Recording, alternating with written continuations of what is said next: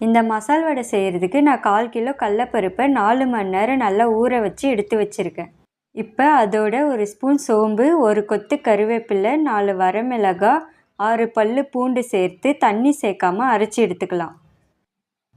இது கூட பொடியாக நறுக்கிய 2 பெரிய வெங்காயம், தட்டி வச்ச 6 பல் பூண்டு, பொடியாக நறுக்குன 1 துண்டு இஞ்சி, 2 பச்சை மிளகாய், கொஞ்சமாக புதினா, கொத்தமல்லி, கருவேப்பிலை, 1/4 ஸ்பூன் பெருங்காயத்தூள், தேவையான அளவு உப்பு சேர்த்து நல்லா மிக்ஸ் பண்ணிக்கலாம்.